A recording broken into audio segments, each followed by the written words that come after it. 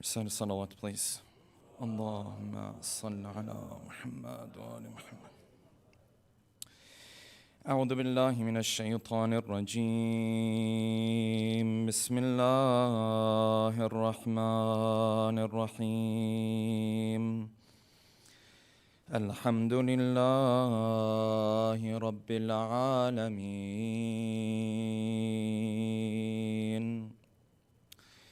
والصلاة والسلام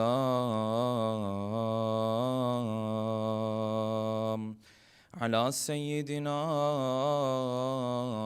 ونبينا وحبيب قلوبنا وشفيع ذنوبنا وطبيب نفوسنا أبي القاسم محمد اللهم صل على محمد وآل محمد وعلى أهل بيته الطيبين الطاهرين واللعنة الدائم على أعدائهم أجمعين أما بعد فقد قال الله الحكيم في محكم كتابه الكريم أعوذ بالله من الشيطان الرجيم وإذ قال عيسى ابن مريم يا بني إسرائيل إني رسول الله إليكم مصدقا لما بين يدي من التوراة ومبشرا برسول يأتي من بعد اسمه أحمد فلما جاءهم بالبينات قالوا هذا سحر مبين صدق الله العلي العظيم صلوات اللهم صل على محمد وعجل فرجه. For the love of our beloved Prophet and his beloved progeny, please recite a second loud salawat. Allahumma salli. For the hastening in the return of our beloved 12th Imam, a third final loud salawat. Allahumma salli ala Muhammad wa ala Muhammad wa ajil farajah. Yesterday we began talking about the life of our beloved Prophet. We mentioned amongst the reasons that are important for us to study the Seerah and the life of our beloved Prophet.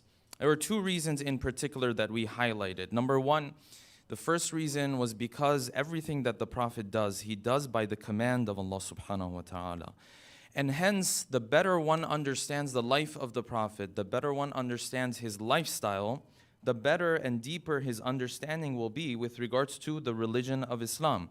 Everything that he does by command and by revelation. This is why verses from Surah An-Najm said, وَمَا يَنْطِقُ عَنِ الْهَوَىٰ إِنْ هُوَ إِلَّا وَحْيٌ يُوحَىٰ. He doesn't say anything except and only if the Quran is telling him or Allah subhanahu wa ta'ala is commanding him to do so.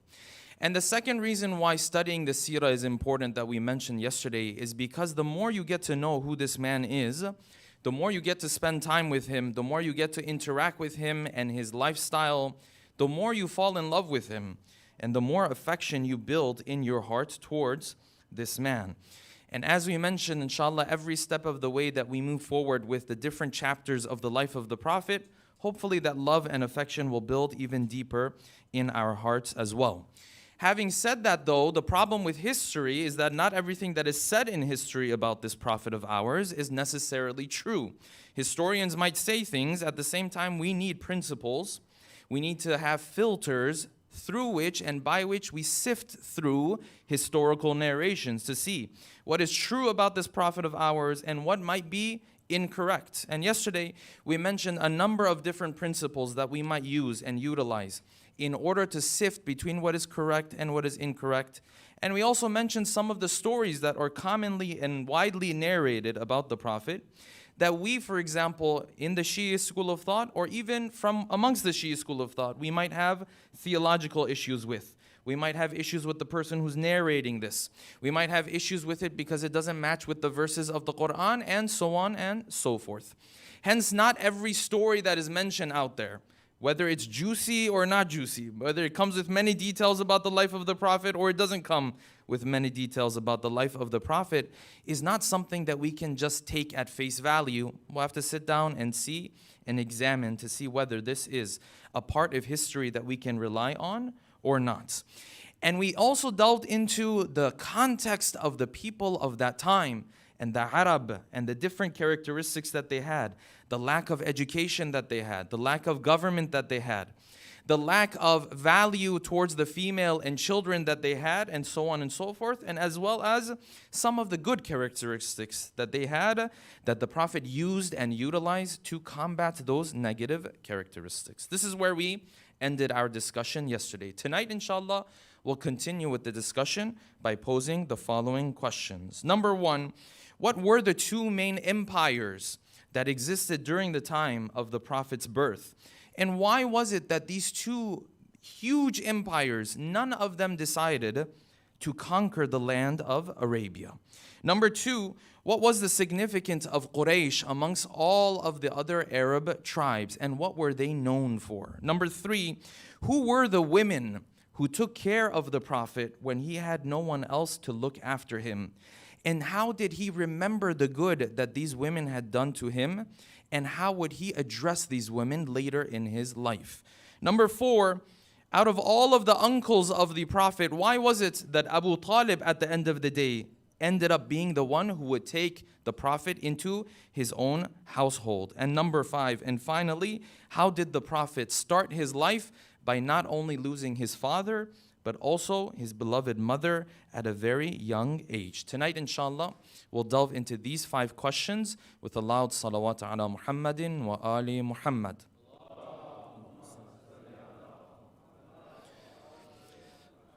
We'll begin from here. If you look at the life of the Prophet and the context of Arabia at that time, it's not like the Arab who didn't have an empire for themselves and didn't have a civilization for themselves. It's not like nobody else had an empire. No. They had empires. This was at a time where the Persian Empire was there, the Roman Empire was there, and this was pretty much the world at that time. A lot of the places where we live weren't even discovered at that time, weren't even a thing yet. This was the world, the Roman Empire, the Persian Empire. There was also an empire in Africa at that time, but this was it. The Roman Empire had this long history, extremely powerful. The Roman Empire, of course, or in particular the Byzantine Empire, which is somewhat of an offshoot of the original Roman Empire. These were empires that had existed for hundreds, thousands of years. They were fully established. They had their own civilizations. They had their own kings. The Romans had their Caesars. The Persians had their Khusros. They had kings.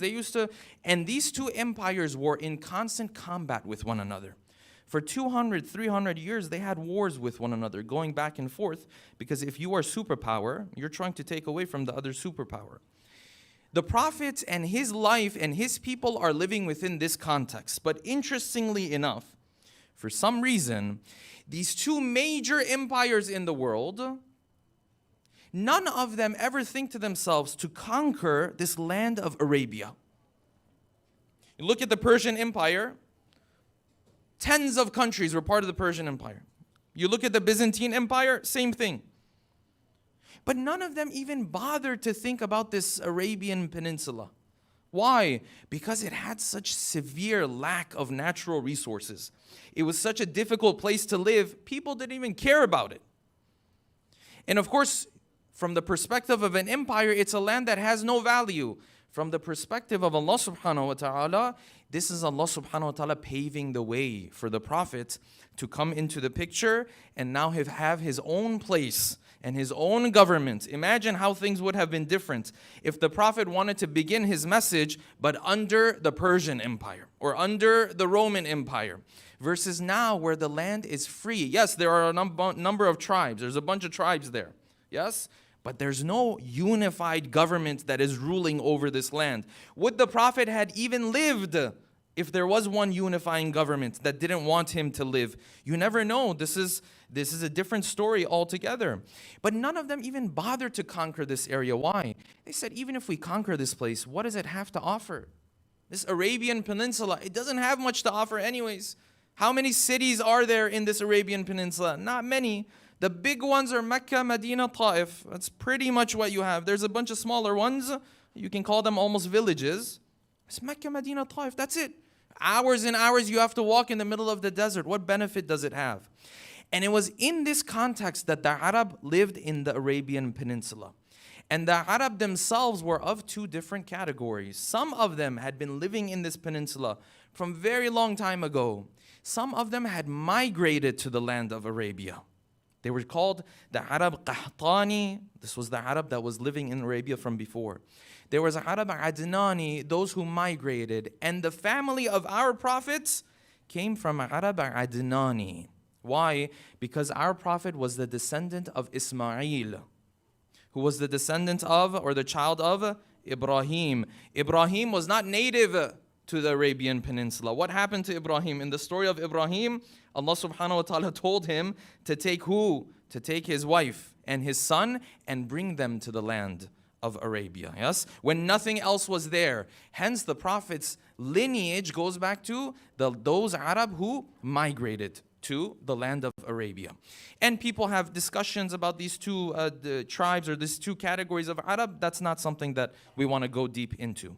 In this context is where the Prophet is going to be born, and in this context is where his lineage is going to be known. We know that the Prophet is coming from the tribe of Quraysh.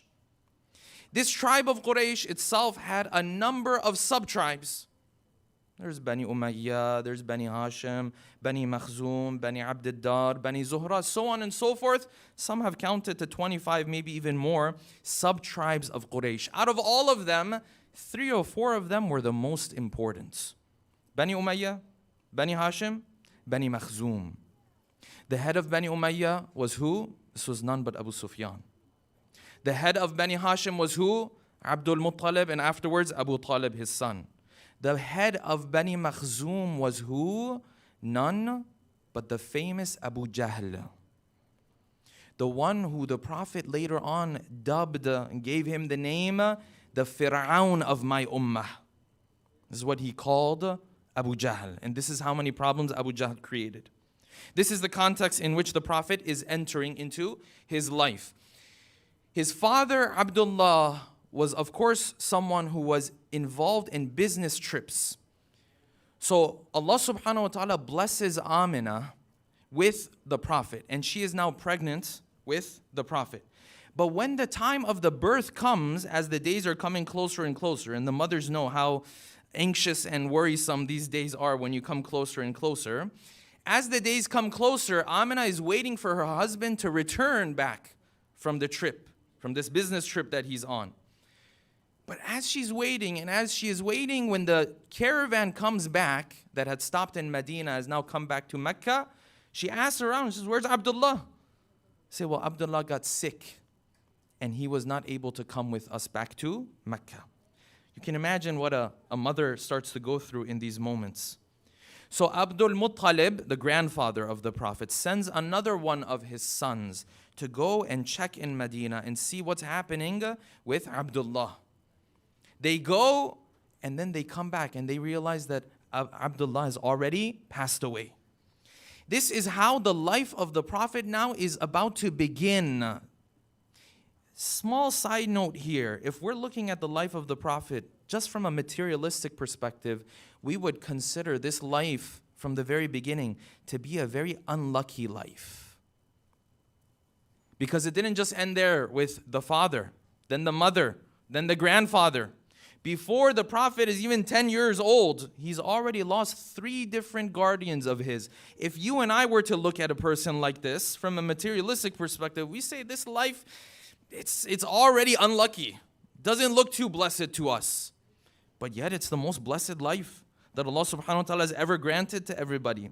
And this goes to show that just because something doesn't start out the way you think it's going to start out, doesn't mean it's not going to end the way you want it to end. Maybe the end is 10 times better than the beginning. The beginning of the life of the Prophet does not look good at all. From any angle you look at it, it does not look good.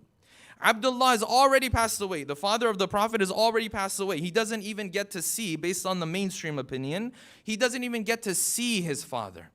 Now Amina, of course, is going to give birth to the Prophet. Those days come, Amina gives birth to the Prophet, and there are narrations that speak about Amina seeing certain things from her child. This is a child in the womb, and a child that has now left the womb. Certain incidents are mentioned in history. Nonetheless, she sends word to Abdul Muttalib and tells Abdul Muttalib for him to come, to take this child, to embrace this child, and to later on choose a name for this child. Abdul Muttalib, as we said, was the head of Quraysh. Quraysh, of course, was known for a number of things, and this is why they were so noble. And this is why Abdul Muttalib's role was so important.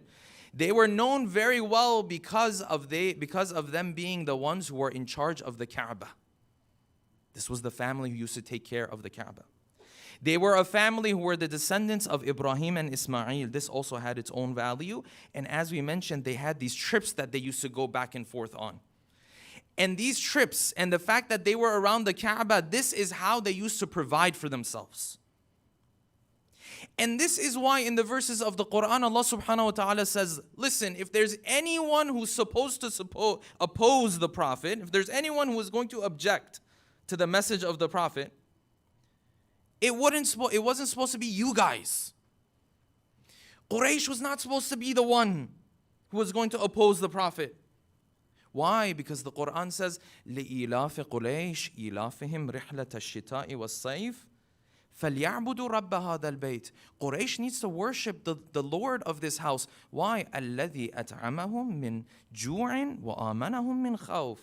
It's because of this house and its Lord that you guys are able to provide for yourselves and have security. If it wasn't for this house, if it wasn't for the Kaaba, if anyone was supposed to oppose the Prophet, it wasn't supposed to be you guys. You're the ones who are eating from the fruits of the Lord of this house. Anyone else, it would have made sense, not you guys. Abdul Muttalib comes and takes this child. And the narration says that from the very beginning, Abdul Muttalib had this special connection with the Prophet. Grandchildren, always special. But Abdul Muttalib had other grandchildren, that's the point. He had other grandchildren, but when it came to Muhammad, his relationship was just different. And he used to tell his own sons, he used to say, out of these grandchildren, when I embrace them, when I kiss them, Muhammad has this scent that none of the other ones have. So he takes this child, enters into the Kaaba, and he prays to Allah subhanahu wa ta'ala. And he asks Allah subhanahu wa ta'ala for the blessings for this child. A number of days pass by. By the 7th day, they tell Abdul Muttalib, Abdul Muttalib, you have to now choose a name for your son. If we can recite a salawat, and both sides please move forward.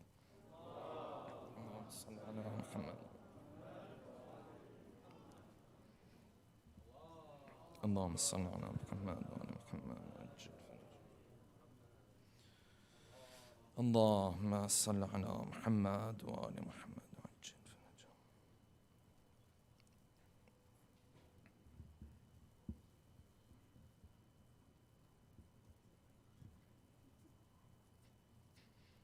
One more salawat, please.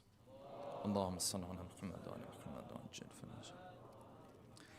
They tell Abdul Muttalib, now's the time for you to choose the name. Now, from the perspective of a grandfather, this might seem like it's just a coincidence. You just choose a name. How do we choose names? Maybe you think about it. Sometimes people open the Quran, whatever. It's different ways. From our perspective, this might look just like a coincidence. But in reality, you have to ask yourself, is this really a coincidence? So they told Abdul Muttalib 7 days after the Prophet was born, you have to now choose a name for this child. And from what we understand from history, the name the mother chose for her son and the name that the grandfather chose for her son were two different names, though they came from the same root word. The name the mother chose for her son was none but Ahmad. The name that Abdul Muttalib chose was none but Muhammad. Salawatullahi wa salamu alayhi. Allahumma salli ala Muhammad wa ala Muhammad. Abdul Muttalib chose this name. This was not a name that was common. People asked Abdul Muttalib, they said, why are you choosing this name for him? He said, I want my son. And by the way, Abdul Muttalib always used to refer to the Prophet as my son, not my grandson. My son. He had other grandchildren. This one was different. This one was special. He said, I want my son to be one that is known to be praiseworthy. Okay. Ahmad, same root word. You and I look at this and say, well, it's not a big deal. A grandfather just choosing a name for his grandson. A mother is just choosing a name for her son. No, in reality, maybe Amina doesn't know and maybe Abdul Muttalib doesn't know. They're choosing names that have been promised 600 years ago. 600 years ago, the previous prophet has said that when the next prophet comes, his name will be Ahmad. His name will be the praiseworthy one. Abdul Muttalib doesn't know, Amina doesn't know. They think they're just choosing a name. But this is the work of Allah subhanahu wa ta'ala. This name that they chose, they had no idea. Allah subhanahu wa ta'ala has already promised this name 600 something years ago. When Isa alayhi salam was walking amongst his companions and amongst Bani Israel, وَإِذْ قَالَ عِيسَى لِبَنِي إِسْرَائِيلَ إِنِّي رَسُولُ اللَّهِ إِلَيْكُمْ I am the messenger of God to you. مُصَدِّقًا لِمَا بَيْنَ يَدَيَّ مِنَ التَّوْرَةِ I have come to affirm the Torah, the book of Musa alayhi salam. وَمُبَشِّرًا I give you the good news. How many years ago? 600 something years ago. وَمُبَشِّرًا بِرَسُولٍ There's going to come a messenger. يَأْتِي مِن بَعْدِ اسْمُهُ أَحْمَدٍ There's a prophet who will come. His name is Ahmad. Abdul Muttalib is sitting there and saying, I think I like this name. He doesn't know. This name is already promised to these people. And when we discuss and talk about Medina, you will see this even more. Because one of the reasons why Medina became that place where Islam spread was because it had a Jewish presence. And the reason why that is important is because they were waiting for this prophet to come. And the Quran makes a claim that historically might be difficult for us to prove today. I'm just putting that disclaimer out there. It's a point. Historically, it's difficult to prove for us today. But the Quran says it and we believe in it. The Quran says these people, they knew the signs of the Prophet that was going to come so well. They knew him better than they knew they knew him, they knew the Prophet better than they knew their own children. يَعْرِفُونَهُ كَمَا يَعْرِفُونَ أَبْنَاءَهُم This is the people of Ahlul Kitab knew him better than they knew their own children. Abdul Muttalib and Amina have no idea. They're just choosing names. But this is all part of the plan of Allah subhanahu wa ta'ala. How many things have to go right for this prophet to then come here and spread his message? These empires have to not have much to do with this land. And they have to choose names that are exactly the names that have been promised 600 years ago. And this is where the relationship between Abdul Muttalib and the Prophet began.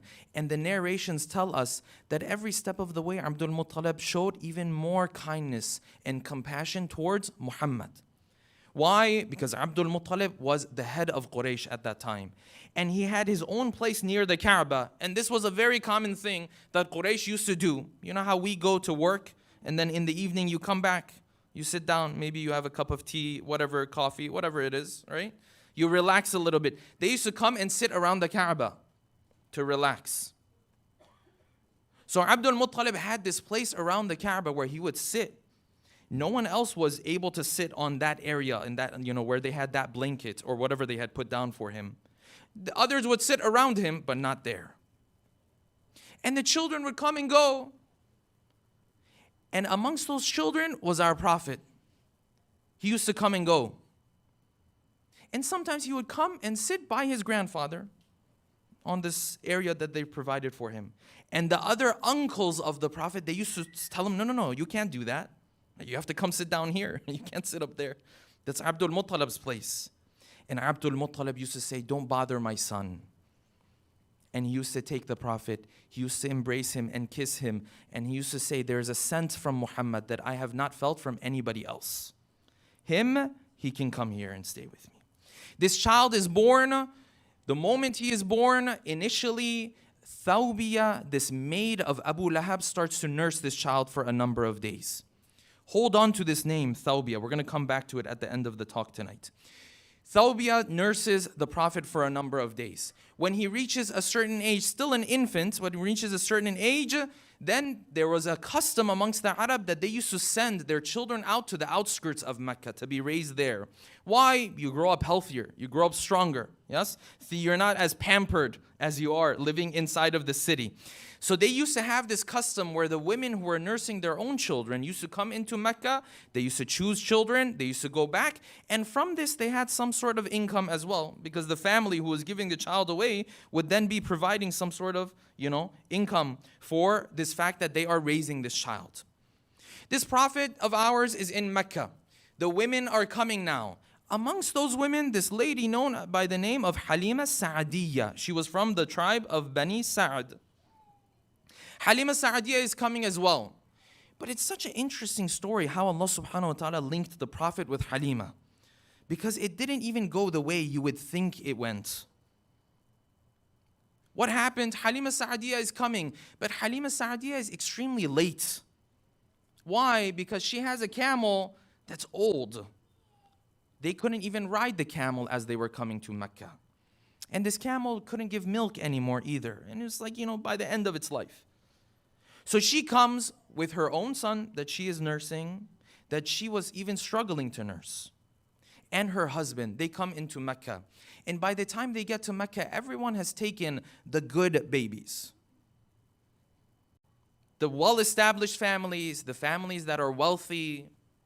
Bani Hashim was not known for their wealth. They're all taken. The ones that are left are some of them different. This is the mainstream opinion I'm sharing, of course. The ones that are left, some are there. And of course, Muhammad, but he's yatim. He's an orphan. He doesn't even have a father. So Halima comes, and the narration says that when she came, she looked around and she saw nobody else. And at one point, she turned to her husband and she said, you know what? If we walk away without a child, I feel embarrassed that we came all of this way and we're walking away empty-handed. So we'll take this one. And her husband said, it's okay, let's take this one. Hopefully, he will bring some benefit for us. You see how life works? So we'll take this one. Hopefully, he'll have some benefit for us. You know who else said this? The one who took Yusuf into his house. Yes? وَقَالَ الَّذِي اشْتَرَاهُ مِن مِصْرَ لِامْرَأَتِهِ أَكْرِمِي مَثْوَاهُ. Take care of him. عَسَىٰ أَن يَنْفَعَنَا. Hopefully, you have some benefit for us. He became the most important person in all of the lands. Halima takes Muhammad with her. And she narrates that when I took Muhammad with me, slowly, not only was I able to nurse Muhammad, not only was I able to nurse my own child, now even our cattle and our camels, they had the milk. The life had changed now. All of a sudden, this baby is bringing blessings into our life that we had never expected. And Halima takes care of the Prophet for 5 years. This is while his mother is still alive in the city of Mecca. And the narrations tell us that every now and then they would bring the Prophet back to his mother. And Halima wanted to return the Prophet, and Halima and the mother would say, no, take him back a little bit more. And this happened on a number of occasions. Partially because narrations tell us Halima understood how special he was. She was so worried about him.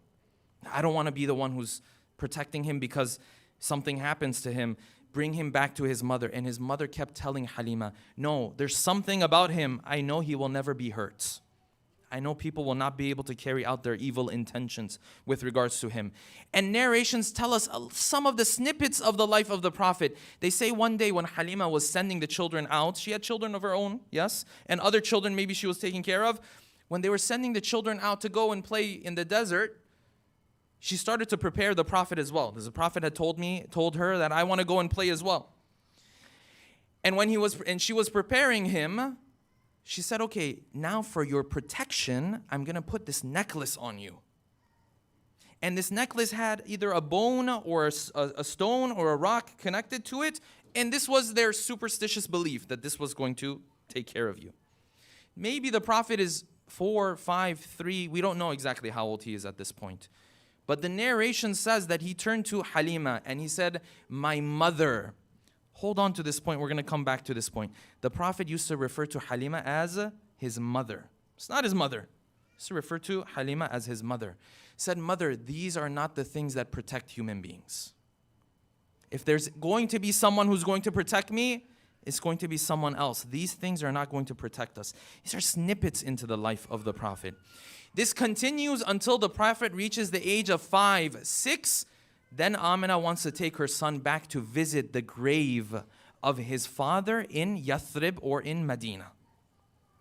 So Amina comes and takes her son with her to Medina, and on the way back, Amina now passes away in an area called the area of Abwa, outside of Medina.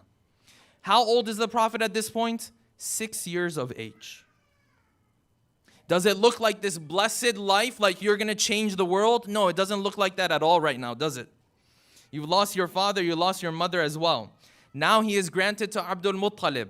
And Abdul Muttalib now starts to take care of his son, as he used to refer to him. But this was only the beginning of the difficulties that would come the way of the Prophet. Recite a salawat, please. Allahumma salli ala Muhammad. Abdul Muttalib starts to take care of this little son of his. This continues until the age of 8, roughly. By the age of 8, now Abdul Muttalib is getting old, and he is now has fallen ill, and he is leaving this world as well. On his deathbed, he turned to his sons and he said, Abu Talib, I need you to take care of Muhammad. He is going to have a great future and a great fate ahead of him. This one is going to be special. I need you to take care of him. And Abu Talib accepted this responsibility from the Prophet. Partially because Abu Talib and Abdullah, the father of the Prophet, were brothers from both mother and father. They had a deeper connection compared to the other uncles of the Prophet. You know, the other uncles of the Prophet, Abu Lahab was also the uncle of the Prophet, but from one side. Abu Talib was the uncle of the Prophet from both sides. And Abu Talib, based on this narration, Abdul Muttalib took the hand of Abu Talib, took the hand of the Prophet, put their hands into one another. And he said, I wish I would live to the point where I would be able to protect him. But now that I cannot, Abu Talib, I'm leaving everything in your hands. You are the one who has to take care of him. Abu Talib accepted, and Abdul Muttalib said, now I can leave this world in peace. And Abdul Muttalib now closes his eyes.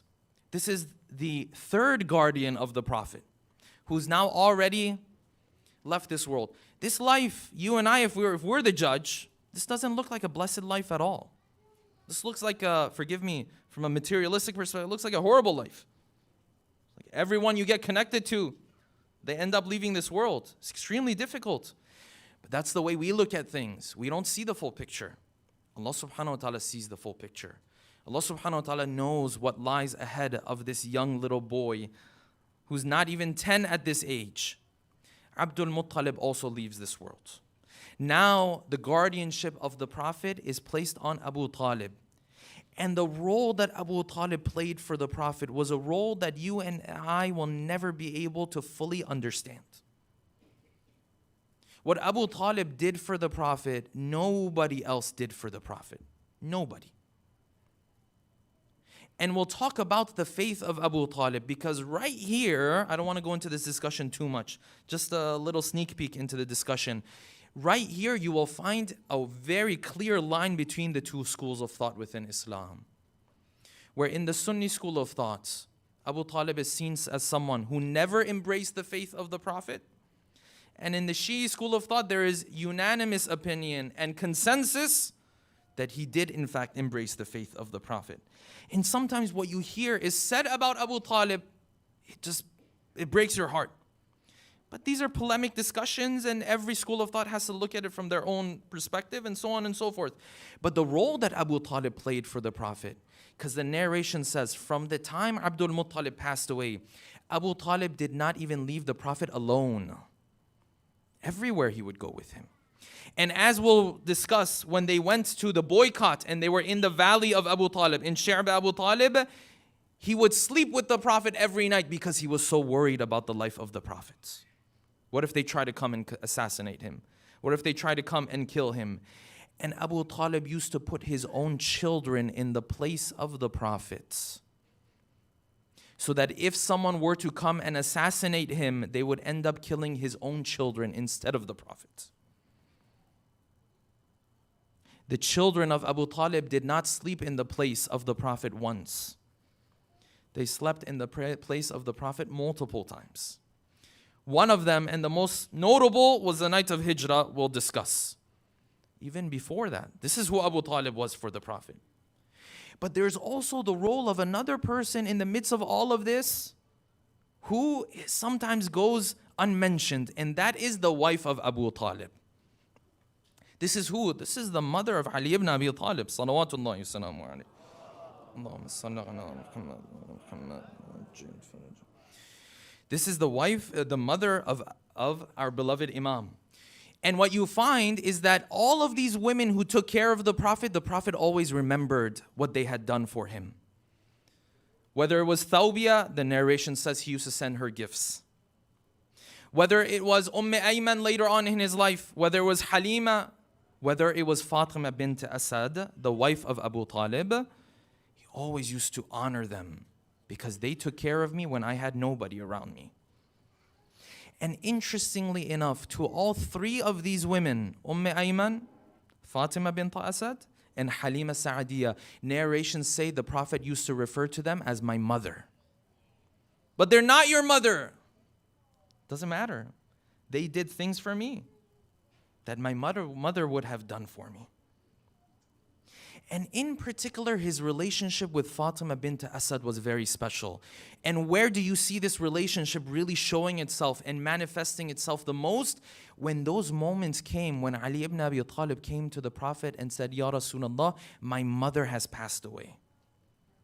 This is after the Hijrah. Now just fast forward, after Mecca, they've moved on to Medina, 4th year after Hijrah. The Prophet saw Ali ibn Abi Talib one day. This is narrated in Amali of Shaykh al-Saduq.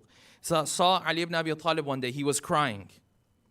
And the Prophet asked him, said, Ya Ali, why are you crying? And Ali said, I'm crying because I lost my mother today. Take a look at what the Prophet did. This is not even his quote-unquote real mother. It's not the one who gave birth to him, but it is the one who did good on him. The Prophet told Ali, Ya Ali, the narration says Ali was crying. The narration says the Prophet started to cry himself. And he said, Rahimallahu ummak. May Allah have mercy on your mother, Ya Ali. In kanat laka umman, if your mother was like a mother to you, if she did her motherly duties towards you, kana li umman. She was like a mother to me too. But it's not your mother. She did the work of a mother for me. Prophet will never forget the good that others have done to him. And then the narration says, the Prophet himself said, Ya Ali, go and tell them that this is my ammama. And this is my clothing. Tell them to use this as the kafan of Fatima bint Asad.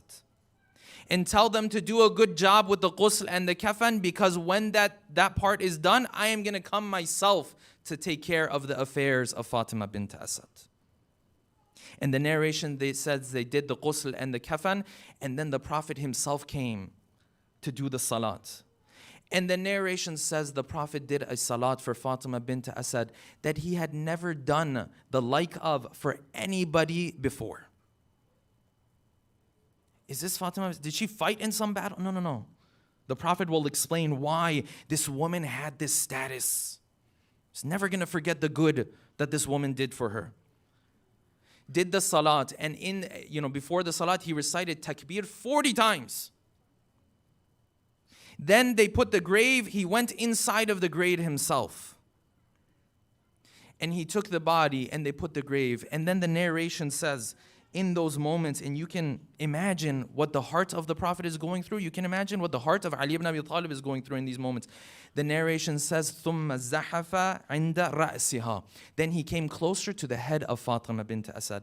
And now the Prophet himself is going to do the talqeen of Fatima bint Asad himself. I'm going to do it. And he started to say, Oh Fatima, when they ask you, respond like this. And when they ask you, respond like this. And when they ask you who your master is and who your imam is, who your leader is, tell them ibni, tell them my son is my leader. I'm your son and you're my mother. The narration says that he then got out of the grave And he walked away. Ammar then later asked him, he said, Ya Rasulullah, why? Why like this? Why a salat that you had never done the like of it before for anybody else? Why the 40 takbir? He said, Ammar, you have no idea who Fatima bint Asad was. Fatima bint Asad was the one who, when I as an orphan was brought into the house, she used to feed me, the orphan, before she used to feed her own children.